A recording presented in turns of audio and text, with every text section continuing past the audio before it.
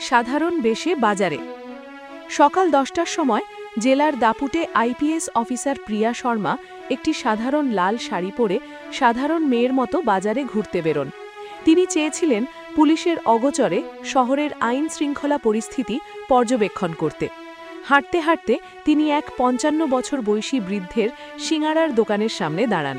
প্রিয়া ছোটবেলা থেকেই সিঙাড়া খেতে ভালোবাসতেন, তাই তিনি বৃদ্ধকে একটি সিঙাড়া দিতে বলেন। সাব ইন্সপেক্টর বিক্রান্তের অসভ্যতা।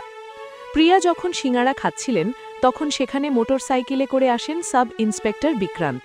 তিনি এসেই অত্যন্ত রুক্ষ ভাষায় বৃদ্ধকে একটি সিঙাড়া দিতে বলেন এবং ফ্রিতে খেয়ে টাকা না দিয়েই চলে যাচ্ছিলেন। শুধু তাই নয়, তিনি সাধারণ পোশাকে থাকা প্রিয়াকে দেখেও আজে বাজে মন্তব্য করতে শুরু করেন এবং তার শ্লীলতাহানি করার চেষ্টা করেন।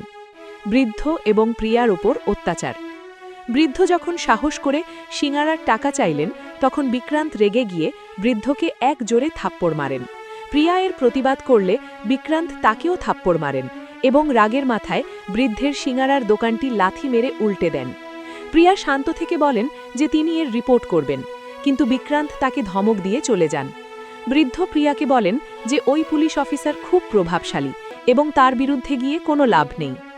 থানায় বড়বাবুর উদাসীনতা। সিস্টেমের গভীরতা বুঝতে প্রিয়া এবার সরাসরি স্থানীয় থানায় পৌঁছান। সেখানে গিয়ে তিনি থানা ইনচার্জ সুনীল বর্মার কাছে বিক্রান্তের বিরুদ্ধে অভিযোগ জানাতে চান, কিন্তু সুনীল বর্মা অভিযোগ নেওয়া তো দূরের কথা, উল্টো নিজের অধস্তন অফিসারকে বাঁচানোর জন্য প্রিয়াকে অপমান করেন।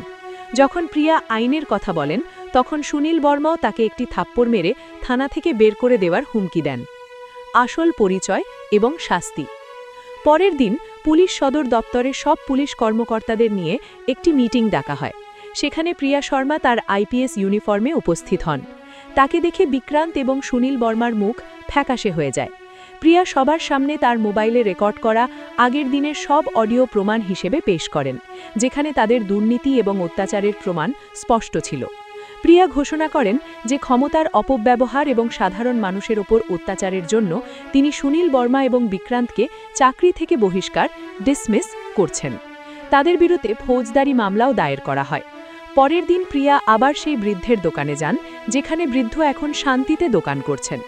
বৃদ্ধ কৃতজ্ঞতায় প্রিয়ার পা ছুঁতে চাইলে তিনি তাকে থামিয়ে দেন এবং বলেন তিনি শুধু নিজের দায়িত্ব পালন করেছেন। এই ঘটনার মাধ্যমে প্রিয়া পুরো জেলাকে বার্তা দেন যে আইনের চোখে সবাই সমান এবং অপরাধ করলে কাউকে ছাড় দেওয়া হবে না।